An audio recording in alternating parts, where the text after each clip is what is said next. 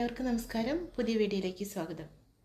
നമ്മളൊക്കെ ഇന്ന് ഏറ്റവും കൂടുതൽ ചർച്ചകൾ കാണുകയും അറിയുകയൊക്കെ ചെയ്യുന്ന ഒരു കാര്യമാണ് ഹേമ കമ്മീഷൻ്റെ റിപ്പോർട്ട്. തീർച്ചയായും സ്ത്രീകൾക്കെതിരെയുള്ള അതിക്രമങ്ങൾ വളരെയേറെ കൂടിയിരുന്നെങ്കിലും അതിന് തക്കതായൊരു പ്രതിവിധിയൊന്നും ഇതുവരെയും എവിടെയും വന്നിട്ടില്ല. ഇപ്പോഴാണ് അതിന് പ്രത്യേകിച്ച് സിനിമാ ഫീൽഡിലുള്ളവർക്ക് വേണ്ടിയിട്ട് വാദിക്കാനായിട്ട് എല്ലാവർക്കും ഒരു ധൈര്യവും ചങ്കൂറ്റമൊക്കെ കിട്ടിയത് ഈ ഒരു കമ്മീഷൻ്റെ റിപ്പോർട്ട് പുറത്തു വന്നപ്പോഴാണ്. തീർച്ചയായും നമ്മളൊക്കെ പലപ്പോഴും ചിന്തിക്കാറുണ്ട്, ഈ നടന്മാരൊക്കെ അഭിനയിക്കുന്ന ചില കഥാപാത്രങ്ങളെ കാണുമ്പോൾ ഇതുപോലെയുള്ള ഒരാൾ ഞങ്ങളുടെ രാഷ്ട്രീയത്തിലുണ്ടായിരുന്നെങ്കിൽ, ഇന്ത്യൻ രാഷ്ട്രീയത്തിലുണ്ടായിരുന്നെങ്കിൽ, അല്ലെങ്കിൽ കേരള രാഷ്ട്രീയത്തിലുണ്ടായിരുന്നെങ്കിൽ ഞങ്ങൾക്കൊക്കെ വേണ്ടിയിട്ട് ഇവർ വാദിക്കുമായിരുന്നല്ലോ. കാരണം എത്ര നല്ല ചിന്തകളും ആശയങ്ങളൊക്കെയാണ് അവർ പങ്കുവയ്ക്കാറ്. എത്ര നന്നായിട്ടാണ് അവർ അബലരായിട്ടുള്ളവർക്ക് വേണ്ടിയിട്ട് വാദിക്കാറുള്ളത്. ഇതൊക്കെ കാണുമ്പം തീർച്ചയായും നമ്മളൊക്കെ ചിന്തിച്ചിട്ടുള്ളത് അങ്ങനെയാണ്. നമ്മൾക്ക് ഇവരെ വെറും ഒരു വ്യക്തികളായിട്ടല്ല, പകരം ആ ഒരു അഭിനയിക്കുന്ന കഥാപാത്രങ്ങളായിട്ട് അവർ ജീവിക്കുന്നത് കാണുമ്പോൾ അവരത് തന്നെയാണെന്ന് പലപ്പോഴും തെറ്റിദ്ധരിച്ച് ആ ഒരു ആരാധനയോടുകൂടിയാണ് ഇവരെ കണ്ടുകൊണ്ടിരുന്നത്. തീർച്ചയായും അതിൻ്റെ ഒരു ബഹുമാനവും ആദരവും ഒക്കെ നമ്മൾ ഇവർക്ക് കൊടുത്തിട്ടുണ്ടായിരുന്നു. എന്നാൽ ഇത്തരത്തിൽ സ്വന്തം ജീവിതത്തിൽ, സാധാരണ അവരുടെ വ്യക്തിപരമായ ജീവിതത്തിൽ ഇത്രമാത്രം അധപതിച്ച രീതിയിൽ പെരുമാറിയെന്ന് കേൾക്കുകയൊക്കെ ചെയ്യുമ്പോൾ നമുക്ക് വളരെയേറെ സങ്കടമാണ് തോന്നുന്നത്. കാരണം ഇത്രമാത്രം ഇവർ എന്തുകൊണ്ടാണ് അധപതിച്ചു പോയത്? കാരണം ഓരോ നമ്മൾ പാഠങ്ങളൊക്കെ പഠിക്കുമ്പോൾ നമ്മൾ അതിൽ നിന്ന് ഓരോ കാര്യങ്ങൾ ഉൾക്കൊള്ളാറുണ്ട്. ഇതുപോലെ സിനിമയിൽ നിന്നൊക്കെ ഓരോ കഥാപാത്രങ്ങൾ അവതരിപ്പിക്കുമ്പോൾ ആ ഒരു കഥാപാത്രത്തിൻ്റെ പ്രാധാന്യം ഇവർ മനസ്സിലാക്കിയാണ് അഭിനയിച്ചിരുന്നെങ്കിൽ എന്ത് ചെയ്യണം, എന്ത് ചെയ്യരുതെന്നൊക്കെയുള്ള വ്യക്തമായൊരു ധാരണ ഇവർക്ക് തീർച്ചയായും കിട്ടിയിട്ടുണ്ടാകും.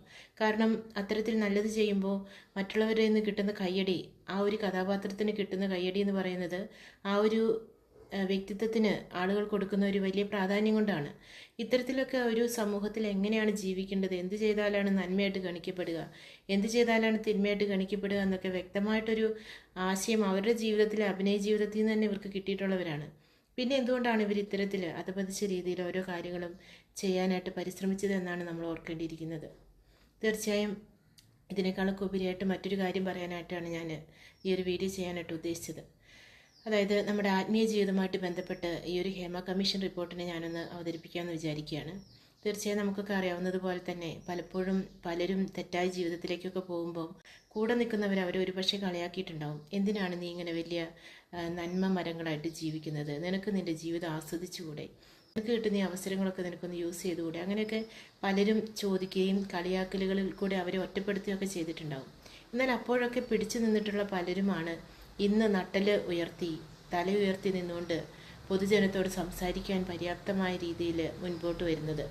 ബാക്കിയുള്ളവരൊക്കെ ഓടി രക്ഷപ്പെടുമ്പോൾ മറ്റുള്ളവരുടെ അല്ലെങ്കിൽ പൊതുജനത്തോടും പത്രപ്രവർത്തകരോടൊന്നും സംസാരിക്കാൻ പോലും സാധിക്കാത്ത വിധത്തിൽ ഒഴിഞ്ഞു മാറുമ്പോൾ, ഇരുട്ടിൻ്റെ ഉള്ളറകളിലേക്ക് വലിയുമ്പോൾ നട്ടലുയർത്തി നിന്നുകൊണ്ട്, മുഖമുയർത്തി തലയുയർത്തി നിന്ന് പ്രതികരിക്കാൻ സാധിക്കുന്നത് അന്ന് പിടിച്ചു നിന്നവർക്കാണ്. ബൈബിൾ പറയുന്നുണ്ട്, അവസാനം വരെ പിടിച്ചു നിൽക്കുന്നവർ രക്ഷ പ്രാപിക്കുമെന്ന്. തീർച്ചയായും ഒരു സിനിമാ ഫീൽഡിൽ അവസാനം വരെ പിടിച്ചു നിൽക്കുക എന്ന് പറയുന്നത് വളരെ വലിയൊരു കോമ്പറ്റീഷൻ തന്നെയാണ്, വളരെ വലിയൊരു എഫേർട്ട് തന്നെയാണ്. എന്നാൽ ആ ഒരു പിടിച്ചു നിൽപ്പിൻ്റെ ഫലം അനുഭവിച്ചത് ഈ ഒരു ഹേമ കമ്മീഷൻ റിപ്പോർട്ട് വന്നപ്പോഴാണ്. അത്രത്തോളം കാലം മറ്റുള്ളവരുടെ മുമ്പിൽ ചിലപ്പോൾ ഒരുപക്ഷെ വിഡ്ഢിവേഷങ്ങളായിരിക്കും ഇവർക്കുണ്ടാവുക. കാരണം ഇത്രമാത്രം വലിയ സാധ്യതകൾ ചുറ്റിലും ഉണ്ടായിട്ട് അതൊന്നും അനുഭവിക്കാതെ, ആസ്വദിക്കാതെ ഒരു പൊട്ടന്മാരെ പോലെ കഴിഞ്ഞവരാണ് ഇവരൊക്കെ. ഒരു ജീവിതത്തിൻ്റെ ഒരു അവസരങ്ങളെ വേണ്ട വിധത്തിൽ ഉപയോഗിക്കാൻ കഴിയാത്ത കുറച്ച് കഴിവുകെട്ടവരായിട്ടായിരിക്കും ഇവരെ പലരും, ഫീൽഡിലുള്ളവരും അല്ലാത്തവരും ചിലപ്പോഴെങ്കിലും ഗണിച്ചിട്ടുണ്ടാവുക. എന്നാൽ അവർക്കൊക്കെ അവരെ ചെയ്ത, അല്ലെങ്കിൽ അവരാ ഒരു ഉറച്ചു നിന്ന് അവരുടെ ആ ഒരു വ്യക്തിത്വത്തിനൊക്കെ മാറ്റി കിട്ടിയത്, അല്ലെങ്കിൽ വില കിട്ടിയത് ഈ ഒരു ഹേമ കമ്മീഷൻ റിപ്പോർട്ട് വന്നപ്പോഴാണ്.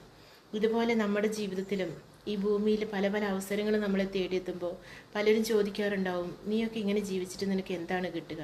ഈ ഭൂമിയിൽ ഞങ്ങളൊക്കെ ആസ്വദിച്ച് ജീവിക്കുന്നത് നീ കണ്ടില്ലേ? നിനക്ക് അവിടെ ചെല്ലുമ്പോൾ നീ വേറെ ഏതോ ഒരു ലോകം പ്രതീക്ഷിച്ചുകൊണ്ട് ഇങ്ങനെയൊക്കെ നന്മയിൽ ജീവിക്കേണ്ട എന്താ ആവശ്യമാണുള്ളത് എന്ന് ചോദിച്ച് ചിലപ്പോഴെങ്കിലും നമ്മളെ ആരെങ്കിലുമൊക്കെ കളിയാക്കിയിട്ടുണ്ടാവും. ഒരുപക്ഷെ നമ്മുടെ സുഹൃത്തുക്കളോ സഹപ്രവർത്തകരോ ഒക്കെ കളിയാക്കിയിട്ടുണ്ടാവും. അവർക്കൊക്കെ ഉള്ളൊരു മറുപടി കൂടിയാണിത്. നമ്മളൊക്കെ ഒരു വിധിയുടെ മുൻപിൽ, വിധി ദിവസത്തിൽ ഒരു നീതിന്യായ കോടതിയിൽ നിൽക്കേണ്ടതായിട്ടുള്ള ഒരു അവസരം വരും. ആ ദിവസത്തിൽ ഈ കളിയാക്കവരൊക്കെ എവിടെയായിരിക്കും എന്നുള്ളത് നമ്മൾ നേരിട്ട് കണ്ടു തന്നെ മനസ്സിലാക്കേണ്ട കാര്യമാണ്. ഇതുപോലെ ഈ ഒരു കമ്മീഷൻ റിപ്പോർട്ട് വന്നപ്പോഴാണ് പലരും അന്ന് കളിയാക്കിയവരൊക്കെ ഇന്ന് വളരെ വലിയ വിഷമസ്ഥിതിയിലായത് നമ്മൾ നേരിട്ട് കാണാനിടയായത്. ഇതുപോലെ അന്ത്യവിധിയുടെ സമയത്ത് ഇന്ന് നമ്മളെ കളിയാക്കുന്നവരൊക്കെ ഒരുപക്ഷെ തലകുനിച്ച് നിൽക്കുമ്പോൾ നമ്മൾ നട്ടലുയർത്തി തലയുയർത്തി ദൈവത്തിന് മുമ്പിൽ നിന്നുകൊണ്ട് സന്തോഷത്തോടുകൂടി ആ സ്വർഗ സൗഭാഗ്യം അനുഭവിക്കണമെങ്കിൽ തീർച്ചയായും നമ്മളിന്ന് ഈ ഒരു സ്റ്റഡി ആയിട്ടുള്ള തീരുമാനങ്ങളെടുത്ത് മുന്നോട്ട് പോവുക തന്നെ വേണം. പകരം ഈ ജീവിതത്തിലെ എല്ലാ സന്തോഷങ്ങളും അർഹതപ്പെടാത്തതും നമുക്ക് സ്വീകാര്യമല്ലാത്തതായിട്ടുള്ള പലതും നമ്മളതിനെല്ലാം നമ്മളിലേക്ക് ആവാഹിച്ചുകൊണ്ട് അതെല്ലാം ആസ്വദിക്കണമെന്ന് വാശി പിടിച്ച് ജീവിച്ചിട്ടുണ്ടെങ്കിൽ ഒരു പക്ഷേ ഇന്ന് നമ്മുടെ ഈ നടന്മാർ നേരിടുന്ന പോലെ ഉള്ള വലിയൊരു പ്രതിസന്ധി ആയിരിക്കും നമ്മൾ അന്ന് നേരിടേണ്ടി വരിക. അതുകൊണ്ട് തീർച്ചയായും ഇന്ന് നന്മയുടെ പാതയിൽ നടക്കുന്നവർക്കൊക്കെ ഭാവിയിൽ അന്ത്യവിധിയുടെ നാളിൽ വലിയൊരു പ്രത്യാശയ്ക്ക് വകയുണ്ട് എന്നുകൂടി പറയാനാണ് ഞാൻ ഈ ഒരു വീഡിയോ ഉദ്ദേശിച്ചത്. എല്ലാവർക്കും നന്ദി. പുതിയ വീഡിയോയിൽ നമുക്ക് വീണ്ടും കാണാം.